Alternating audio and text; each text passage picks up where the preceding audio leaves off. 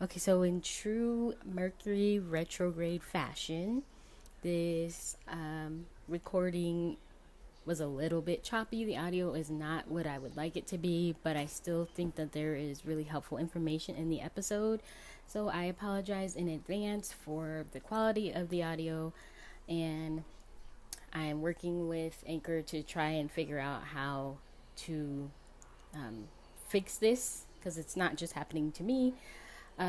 But moving forward, I'll be doing things differently just so that the quality of my audio for my podcast is not so choppy. So I hope that you still enjoy the episode and can kind of look past the choppiness of it. Again, I'm so sorry, but I really do think that some of the information that was able to come through would be helpful. So enjoy this episode. Thanks for listening.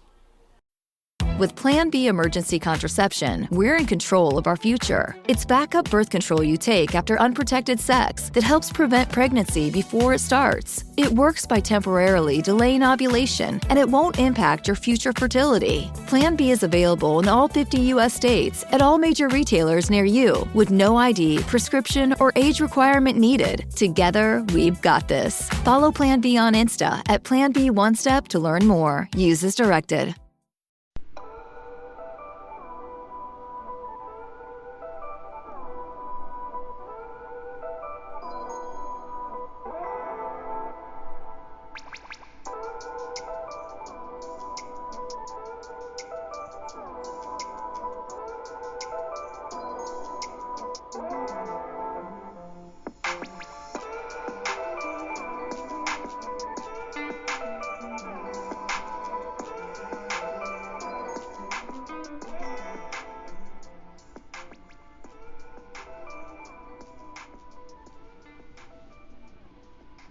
Welcome to season 3 of Healing with Nama. I'm Casey, aka Nama, and I'm excited to be back recording episodes. Taking some time off to regroup, and I had a busy summer, so I just wasn't able to find the time to record. So I'm happy to be back and give everybody some new content. For this week's episode, I'm really excited because we're going to be learning about something I've been wanting to understand more about, which is astrology. And today we are joined by Jasmeen Wilson, an astrologer and Reiki practitioner who is based in Texas and has used her own life experiences to help share information about astrological topics. Jasmeen has a bachelor's degree in psychology and focuses her astrological readings on the spiritual, physical, mental, and emotional aspects of our human experience.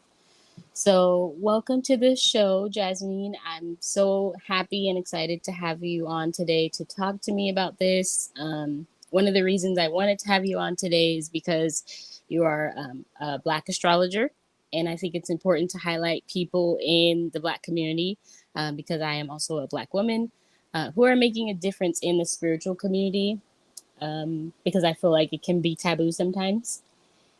And I like to talk to people who are doing things a little bit um, quote unquote differently. So Right. thank you for joining.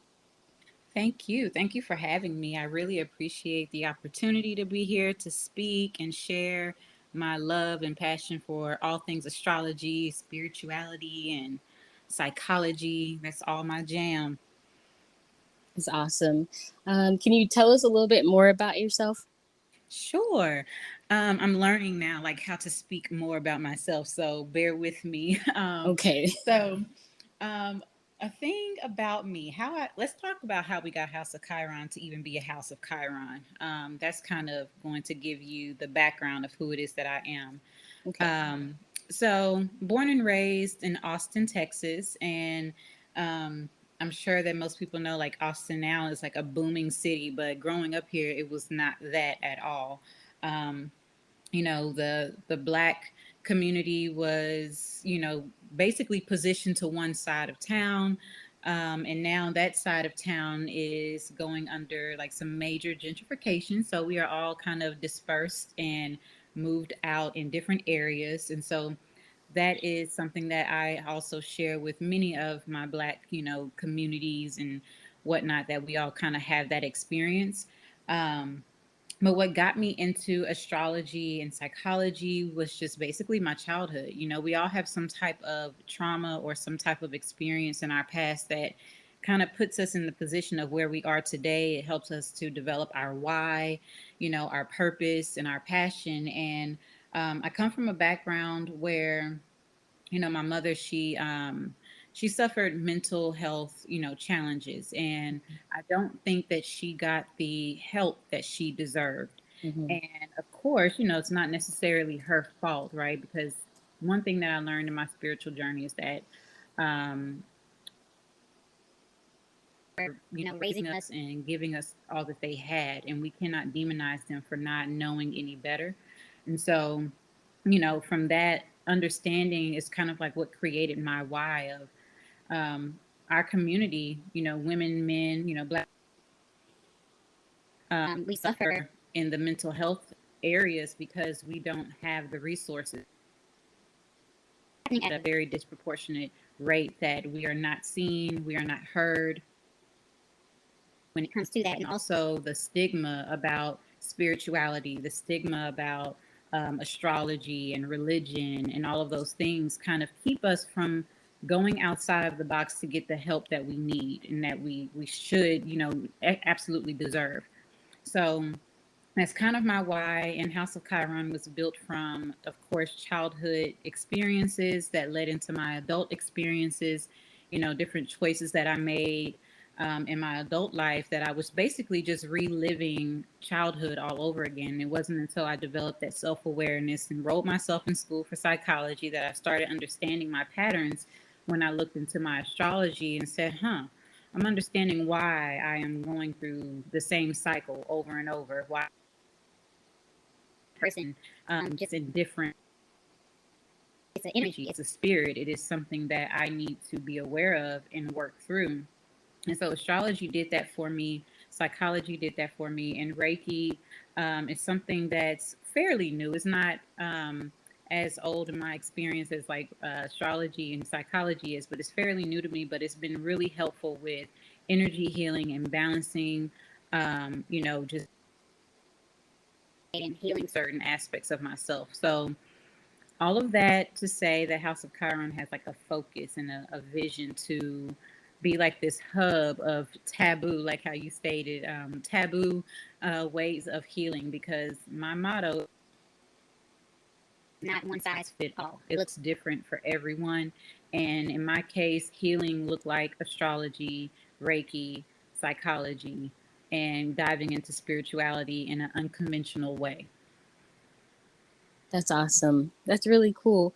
Um, and like you said, it's not something that's always accepted Right. in the Black community. I think that's really why I wanted to start a podcast and wanted to start focusing on having people of color, especially Black people, on the podcast to talk about this type of stuff so that it's a little bit less daunting. Mm-hmm. And it's not like woo woo or witchcraft, you know, like it's just an alternative way to heal. And religion just doesn't work for everybody. For me personally, I don't feel connected to any religion, but that doesn't mean that I don't have faith and I don't believe in God. I just, the labels and the stigmas and all the extra stuff that comes with religion don't work for me.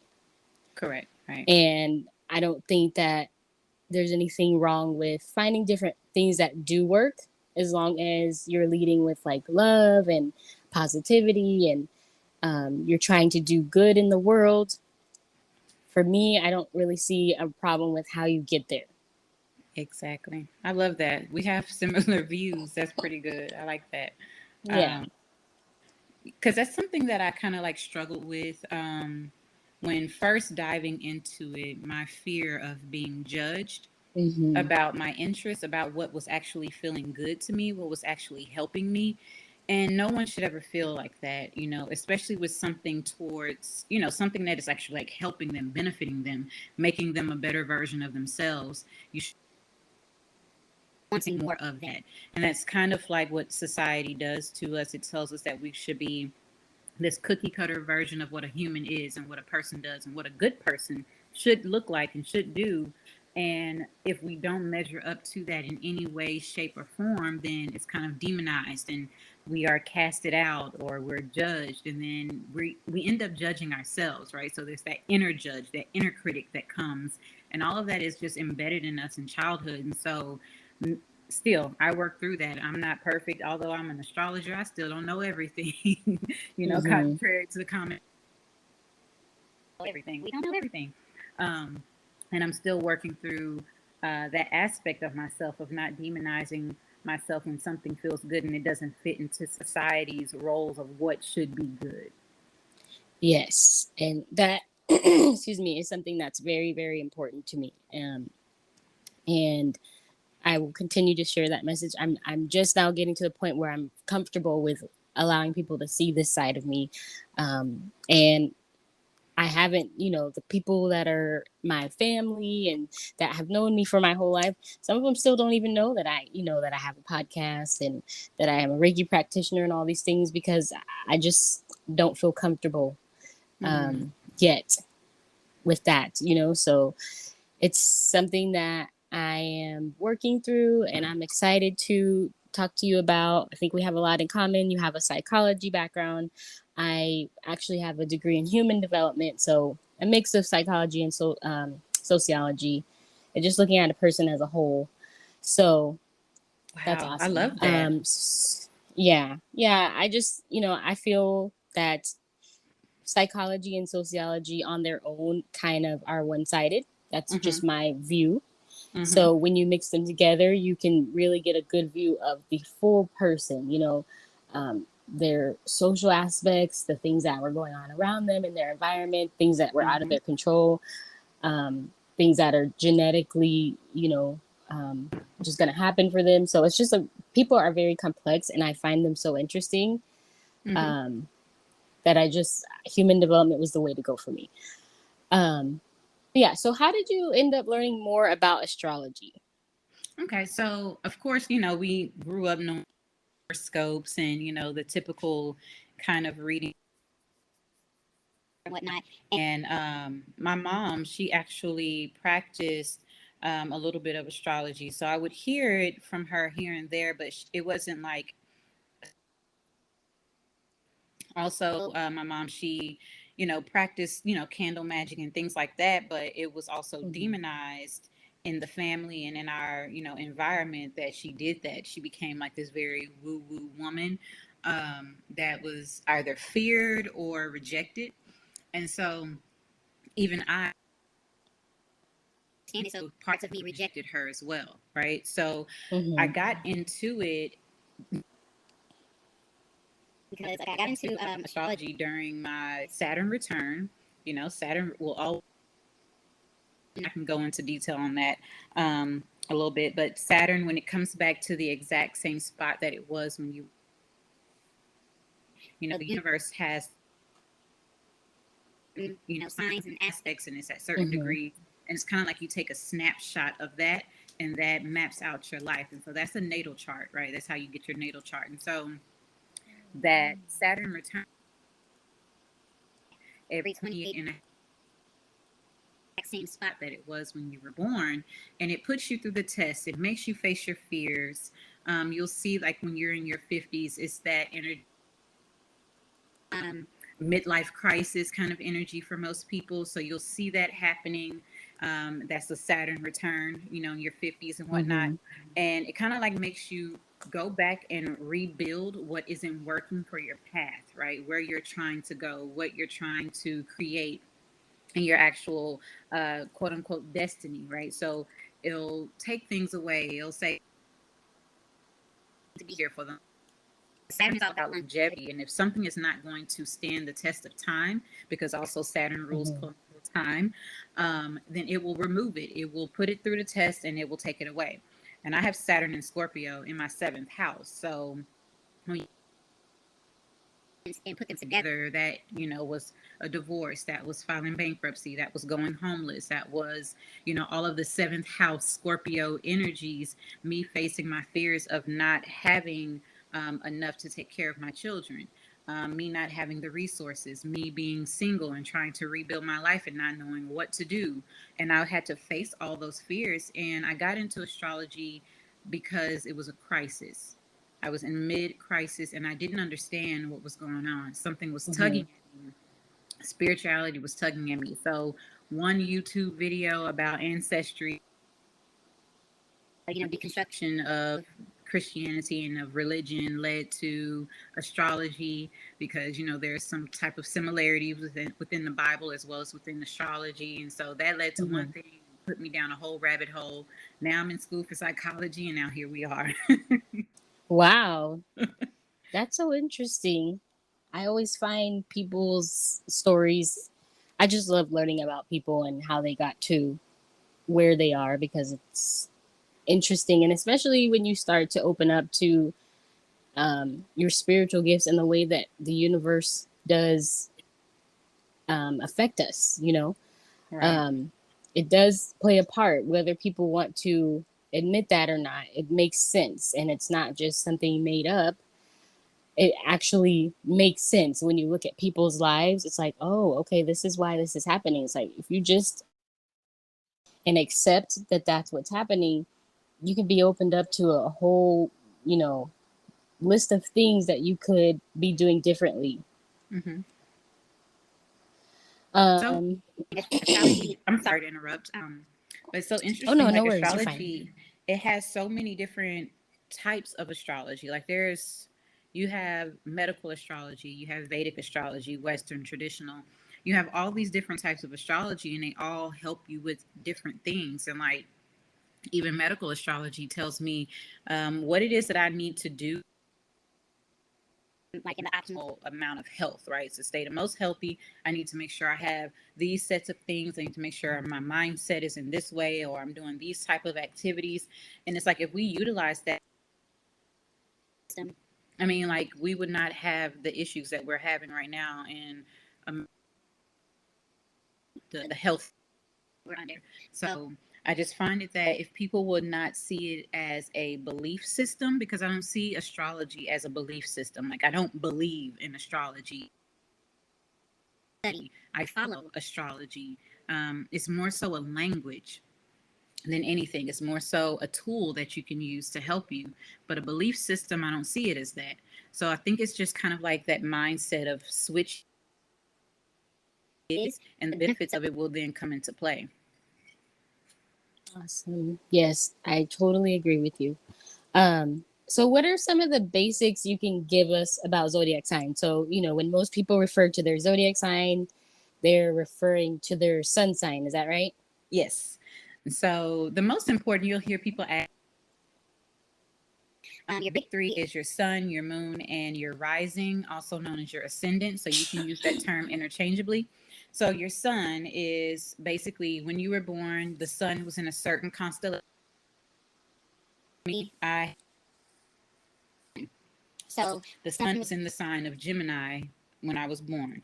Then you have has a transit every through the zodiac, right? It switches from one sign to the next. So it takes a whole month, 28 days, give or take, for the moon to transit through all 12 signs.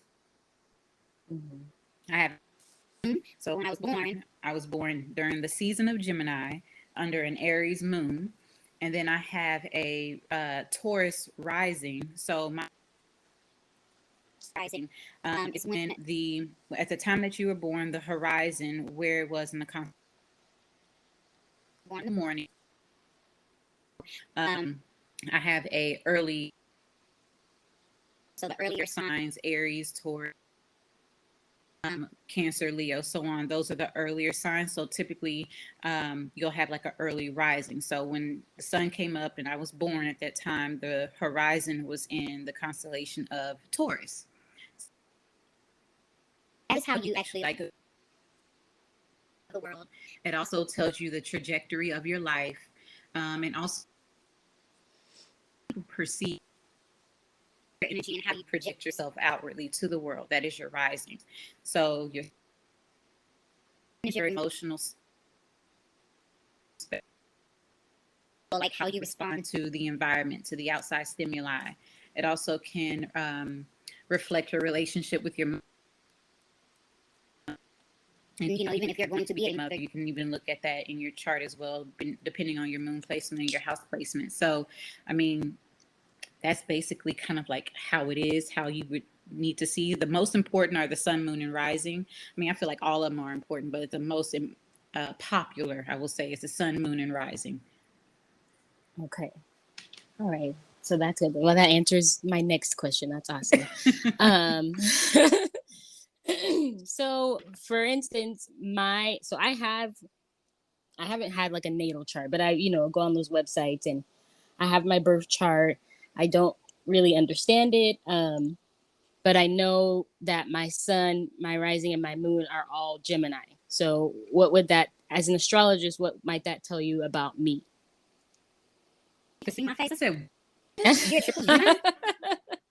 yes, I've done it multiple times just because I'm like, I wanted to be sure, but every time that I enter my birthday, my birth time, and all that stuff, it always comes back the same way. So I'm just, when I tell people that, they're like, wow, and I'm like, why wow? What does that mean? I don't understand. yeah, it's rare. It's rare that the alignment of, if you think about like how the earth rotates and the axis of how it rotates and where the constellations are, where the sun is, and everything, like even with the rising, like when in Gemini season, the moon was also in Gemini, so you were born on a new moon. So wow, that's very interesting. And you were born during the hour of Gemini, where the sun was rising during that time. So that's very rare. I want to look and see how accurate that is. Yeah, please, tell me if I'm inaccurate, because I've tried to do it a couple of times just because I'm like, it doesn't seem normal, for lack of a better word. But I'm like, if No. you I mean, I don't mind looking it up. It's now I'm intrigued. Sure. But that tells me a lot. It tells me a whole lot. Okay, so let's see. Oh, you are a triple Gemini. Yeah. Oh my goodness.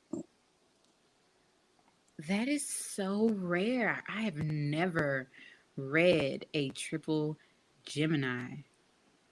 Yeah. Oh, wow. I'm like, yeah. That might explain my life. So yeah. Okay, so first and foremost, your sun is it's like sitting right. Focus is how you see the world, how you show up. It's everything. Like, you probably look just like your father, by the way, so that might be something. Oh gosh. Thanks for telling me that. I hear that a lot.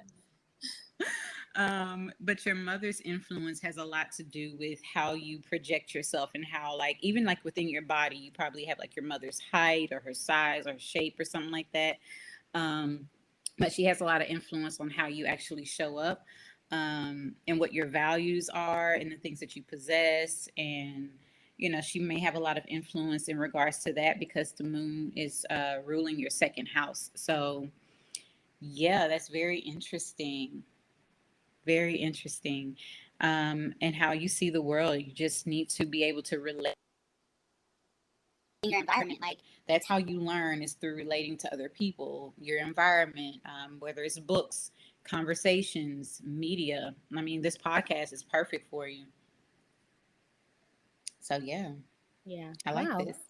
That's very, very, it's good to get some insight and kind of put the pieces together because, I've had this birth chart, excuse me, since like 2020, and I just leave it in my pictures and I go back to it and I'm still like, I still don't know what this means, but I'm going to keep it because one day, it might make sense.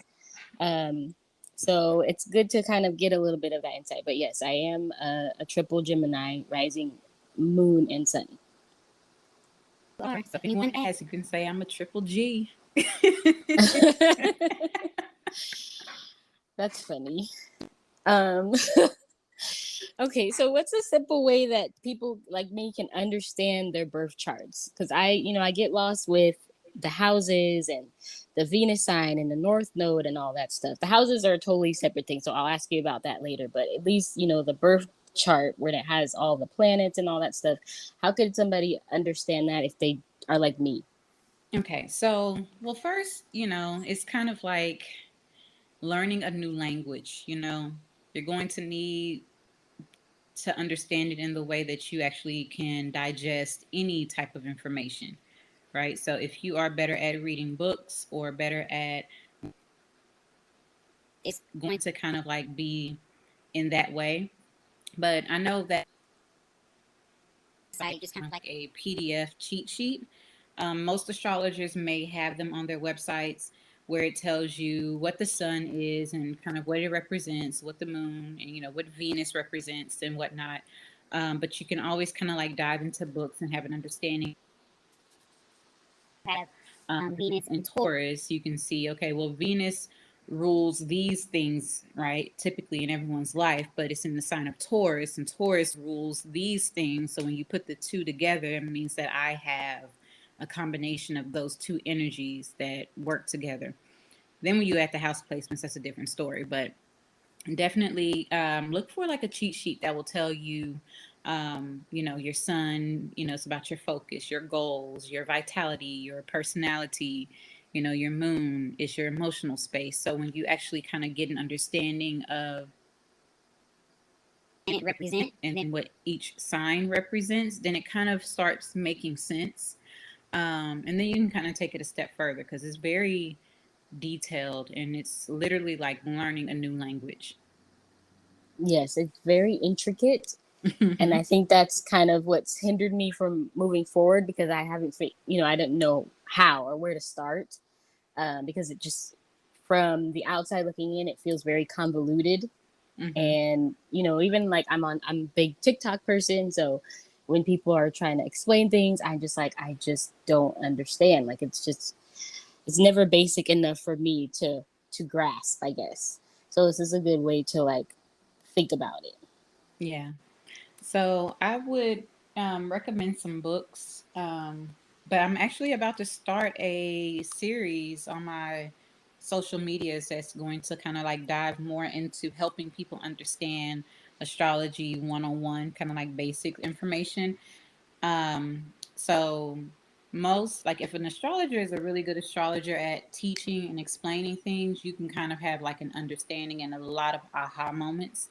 Um, but it's not necessarily the easiest thing to understand because I remember when I was getting into it, I was like ready to throw in the towel. Like, I understand that I know this and this, but what does this mean? My Mm-hmm. biggest problem for me was um like I understand the rulership. So the rulership is like the sun is ruled by, or excuse me, the sun rules Leo, the moon rules Cancer, right? Those are our two luminaries, the only two luminaries, right? So I understood that. And then, Venus, it rules Taurus and Libra. But then what happens when it's in a sign? That's where the problem comes in. It's like, okay, so it's in a different sign, so it has a different characteristic, right? So it's like the meaning, the characteristic, and then when you put the house, it's like, okay, how can I understand? So the house placements are just, well, I know you, but yeah, it's just kind of understanding what each element is for. Right. Okay. This is it's 11:11 on my side of the earth. It's a Yes, good and it's time for me. 111 over here. Uh, yeah. So um yeah, so it's good. I know that, when I'm done with the episode, I'm gonna have to like listen to it again and take notes and like really try to remember everything that you said so I can understand because I had a tarot reading earlier this year, I believe, with uh, Jay Alyssa, who I've Mm. also had on the podcast. And she was saying that I need to get more into astrology and I need to start learning astrology. And I'm like, I'm trying. I don't know. I I don't agree. understand. Like, yeah, I'm I like, I'm agree. really trying. I I'm just, looking at your chart and you have a Gemini rising, right? So your Mhm. midheaven, which is what you're supposed to be living up to in this world, right? So like you see your ascendant more as the mask that you wear, but your midheaven is who you really are. So You have that in Aquarius, and Aquarius rules astrology and technology and innovation, humanitarianism, all supposed to be living up to. And your North Node is also there. So North Node is like your purpose, why you were here, what you manifested into this reality to do. And it's in your ninth house. So you might even become an astrologer. So just throwing it out there. And that's just based off what I'm seeing in your chart. Yeah. Well, So that's I a agree. okay. Well, that's good to like get the confirmation, you know.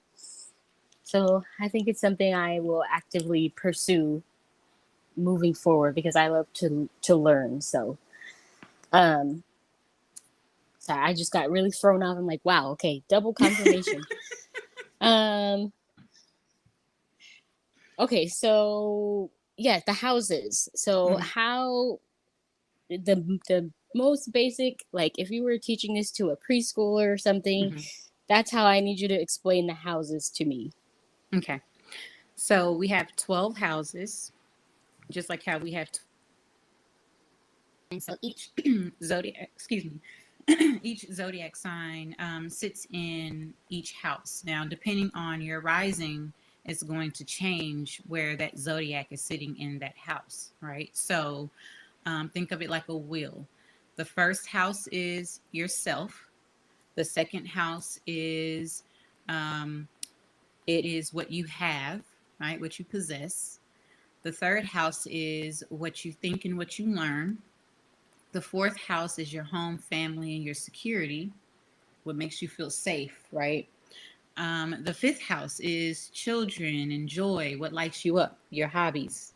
The sixth house is your daily routines and habits, also the work that you do. Your seventh house is other people and the commitments that you make.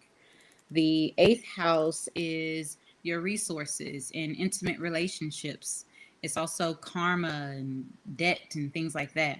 Your ninth house is your beliefs and your path, your sense of adventure.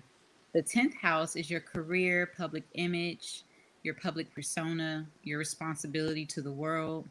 Your 11th house is your legacy, is what you leave after you've done all that you need to do in this world. And it's also your goals, your also friendships and networking circles. House, it is what I like to call the ending and the beginning. It is spirituality. It's the house of undoing. It is healing and creativity. So I like to call it the ending and the beginning because it also represents and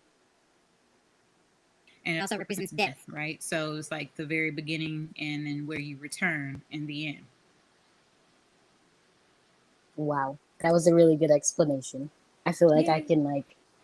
I can. That's a clear way of like putting it. I'm very cut and dry and like black and white sometimes, and I need things to be clear. So that makes it very clear to where I can go back and listen and like write that down, and that'll be a good place for me to really start understanding, you know, more because you know people that I know that I'm in spirituality, and I'll be like, oh, you know, it's a new moon or something like that, and they're like, well, what does that mean? And I'm like, I don't really know, but I heard that on Instagram and stuff. Like, I don't really know what it means. So people are curious about it and they think that I'm the person to ask. So I would like to be able to answer those questions, you know, because I'm already kind of in that realm. So what, sorry, the last thing that one of the last things that I wanted to ask you was about moons. So new moon, full moon, Mercury retrograde, which you're in right now.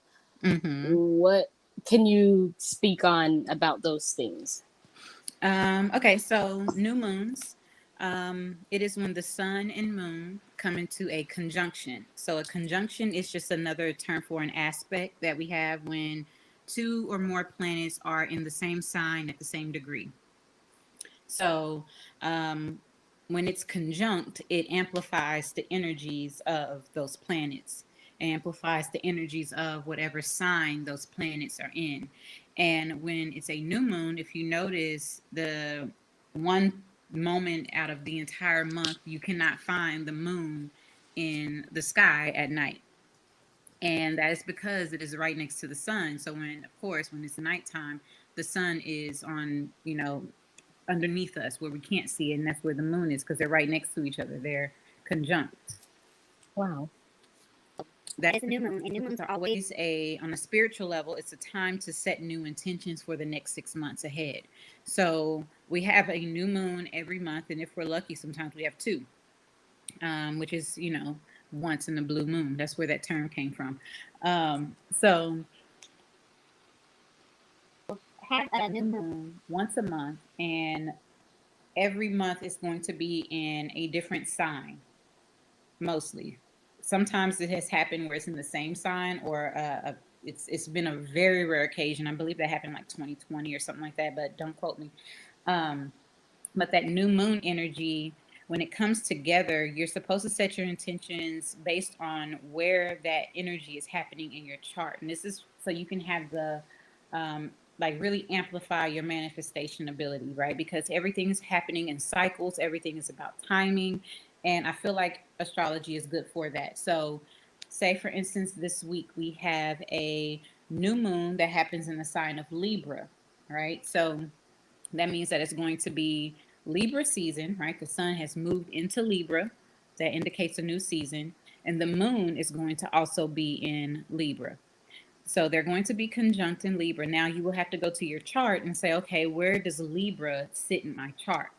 And it's in your fifth house. So you setting new intentions about your creative self-expression. If you were looking to have children, fifth house represents that, having children, or healing your inner child, diving back into the things that bring you joy, maybe like bringing back an old hobby or diving into new hobbies. And since it's happening during Libra season, you would look during the opposite season of Libra, which happens to be Aries, right? So 6 months later, we'll be in Aries season when we have the Libra full moon. And that full moon is indicating the culmination of new moon energy and those intentions that you set during Libra season.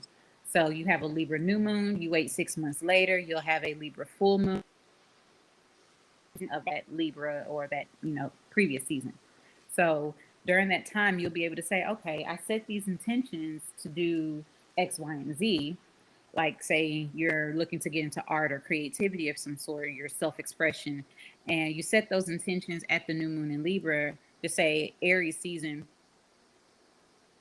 Started doing like an art gallery, or you started, back doing a hobby that you once did before, or you was having a baby or something like that, and it's actually happening within that time frame. You can see what has actually months, and it's all in alignment to your actual timing.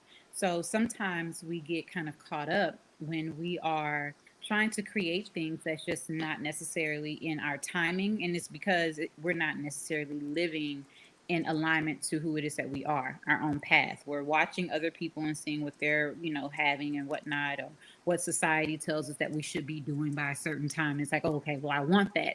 And then we get frustrated when it doesn't happen. But if we stay in alignment to who it is that we are, we'll be completely connected with those manifestations and those intentions that we're setting. And like, hey, this is what I really want. And it's in alignment to your charts, in alignment to your timing. And then you can actually see those things manifest in that cycle. Okay. I hope that was helpful. Yes. I'm absorbing it and I'm trying to process it all. So it makes a lot of sense, and it's like bringing me clarity because I don't do like a full like routine as much as I used to, but I've been wanting to kind of get back into like manifesting and doing my new moon, stuff and my full moon stuff, and putting it into that perspective of like, work with who you already are, or, work with where you already are as far as your birth chart makes a lot of sense because it probably would make things move a lot more smoothly. Right. If I worked with it.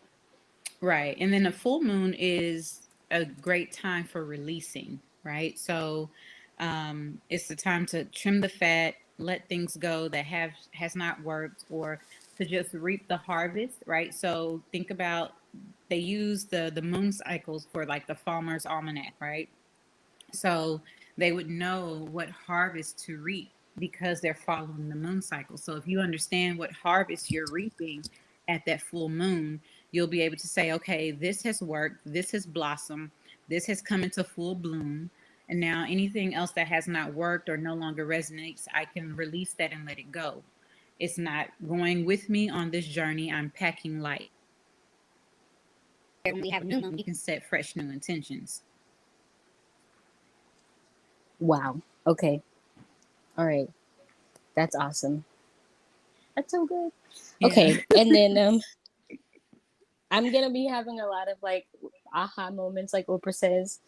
So just bear with me because my brain is kind of like just my wheels are spinning right now. Look, I'm a Gemini. I get it. Yeah, I have to like, at the end of the day, I have to sit back and think throughout the day and like process things and really go back through stuff. So it takes me a minute. I'm not necessarily a quick thinker. I get it. And then the Mercury retrograde. People are very afraid of that, and it has a kind of a bad connotation. So, what can we say about that? Okay, let's try and get rid of this fear mongering of the Mercury retrograde. Okay, so first I want to tell you that Mercury is your chart ruler. So anything that happens to Mercury happens to you. I want you to take care of that energy. Okay, put that in your pocket because you are a triple Gemini. You definitely feel anything that happens to Mercury. So Mercury retrogrades are just a time for us to review what is not working, to take a break, to slow down, to reprocess some things. You hear retrograde, I want you to hear review, revamp, revise, rest, relax, reassess. However, just kind of go over things once again, tweak them if they're needed. And then when it moves forward, then you can implement the changes that you were creating during the retrograde. Like, okay, I need to make a change to this.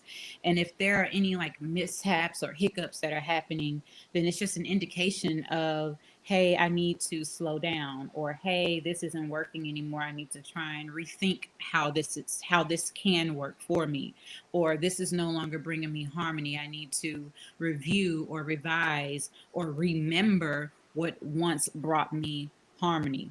So that's kind of like the energy that we're in right now with Mercury being in Libra, and Libra rules harmony and balance and all of those things. So we are reviewing and reassessing in partnerships, our commitments to others, our commitments to ourselves, how we're relating to our environment and the many opportunities that could be presenting them. Lots of things are kind of coming up for review. And if we take our time to just breathe and relax and like process what's happening instead of trying to rush through it, or getting frustrated when things aren't going our way, it's really helping us to release control when Mercury goes retrograde. Okay.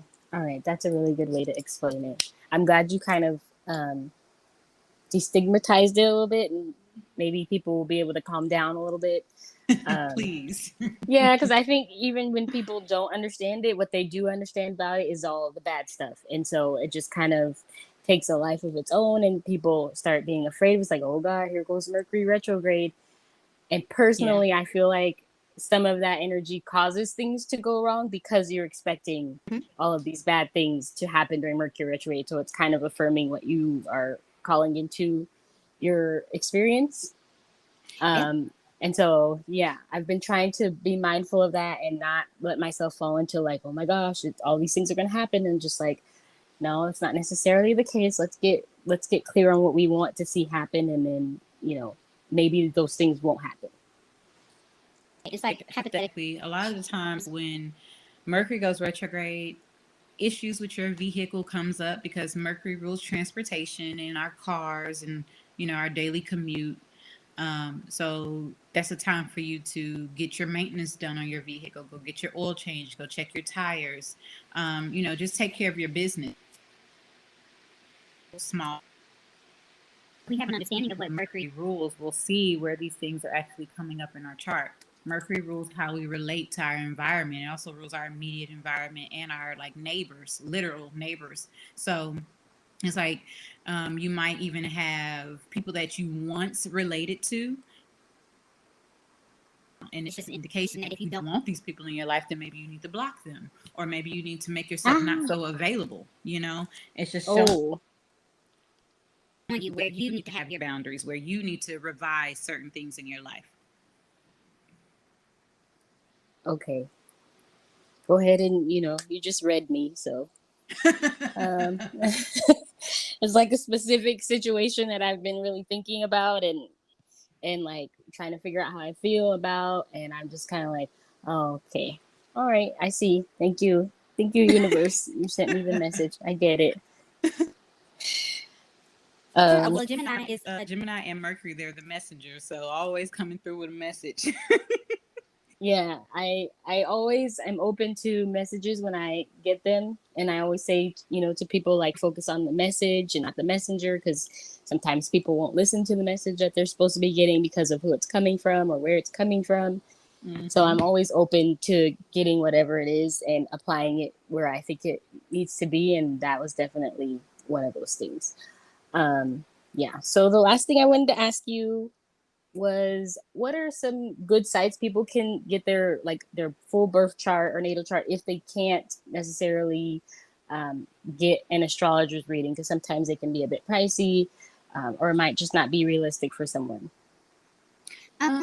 I always say stay away from like astrology kind of culture ones. Mm-hmm. I would say try AstroSeek.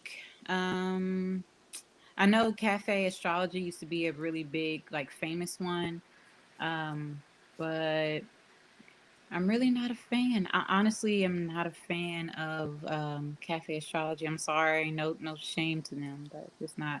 And I recognize that now that I'm an astrologer and I have like more understanding that some cookie cutter and they're not specific. Mm-hmm. So, um, yeah, I feel like I know for me, I tried to, like, on my site, I made like it available for afterpay. You can actually get a reading and you can make it in payments, Mm-hmm. small payments and whatnot. And I try to do it to be, making it really say if you cannot get an astrologer, try AstroSeek. You know, Cafe Astrology will give you a free reading, but it's not going to be very specific to your individual chart. They're going to tell you like the aspects and going to tell you the description of what that planet means in that certain sign. But to actually like give you more detailed and go through all the nuance of what that is, I don't really see that being something important unless you're getting it written directly from an astrologer that's taking the time to write it out for you. Okay. And that's And that's my honest, yeah, that's I my that's my thing. yeah, I mean, that's an honest opinion, and something that people need to consider, because I know even for me in the past, like just earlier this year, I tend to take things literally. And so see it, on this thing that's supposed to be telling me my birth chart, then I take that literally, and it may not be tailored to me specifically. So it's good to know that you kind of need to discern what actually makes sense. Right. Because there's the general readings. Like, even if you were to go onto YouTube, and I do general readings too, also on YouTube. So it's like you go on YouTube and there's a reading for Gemini for the month of September, and it's just based off a general reading based on where the in your chart if you are a Gemini rising specifically. Because the rising sign tells you the actual timing of things, whereas the sun is kind of like your goals and your focus for that time. Resonate more so like on a career or your focus kind of energy. And then if you have like a Gemini moon, then it's more so related on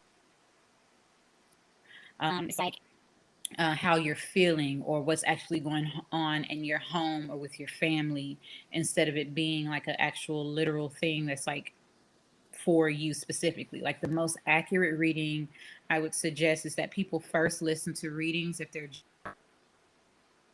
rising, your sun is secondary. last, right? So that way, and I always recommend to listen to all three so you get a very well-rounded view of the energy or the reading that you're getting at that time. Okay. That makes a lot of sense. I guess I'm lucky because I only have to just watch one. I don't have to like bounce around. I don't have to worry about that. Yep. Yeah, for me, it's just like I just go straight to the Gemini because it all plays a part, and it makes sense to my experience and how I am, and just yeah, it just makes sense. Um, so how can people get connected to you? Yay. So I am at House of Chiron TX everywhere. So that's HOFCHIRONTX for Texas. And you can find me there on Instagram, TikTok. My YouTube is House of Chiron Gemini Jazz, JAZZ, like the music. My Facebook is House of Chiron, and my website is www.houseofchirontx.org. And if me directly, you have my email, Jasmeen at houseofchirontx.org. And that's JASMEEN. Okay, that's great. I'm so excited. I'm so happy that you were on the show. I felt like I learned so much. Yay. Just having you on here and having your energy and getting to kind of get to know you, even though it's just audio.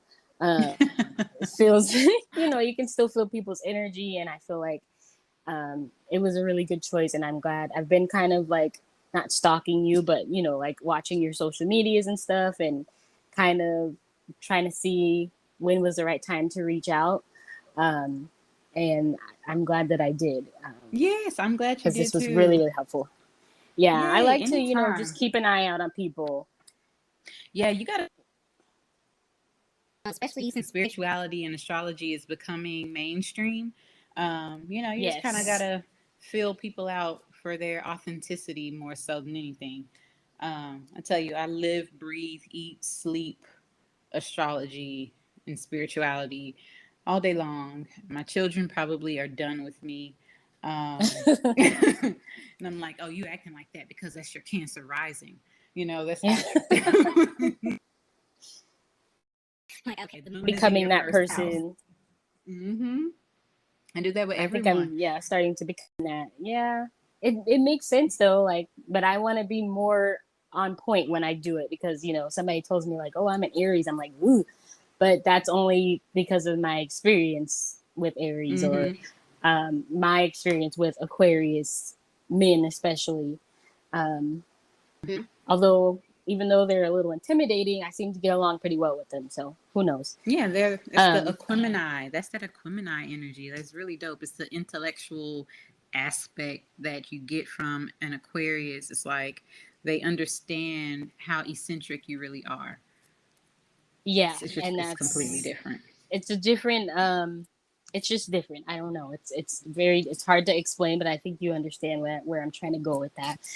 Um but yeah, I'm thankful that you were on here. I hope that we can keep in touch. I think I already follow you, but now that you know who I am, I hope that we can, stay connected. And I'd love to have you on another time and just talk more about this or anything, eventually have you on again and just talk more about astrology. Yes, of course. Count me in. I'm here. I'm going to see. I'm looking at my YouTube, not my YouTube, my Instagram right now to see if I follow you. Yeah, I don't know. I don't know either, but we can connect afterwards. Of course, of course. So thank you so much for being on here with me and sharing your knowledge with everyone. I really appreciate it. I hope you have an amazing day. And yeah, it's been awesome. Yeah. I am very excited to have been here today. So I appreciate you and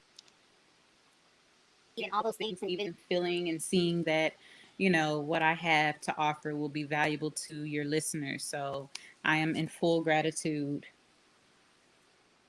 Awesome. Thank you so much. Thank you. Take care. Bye.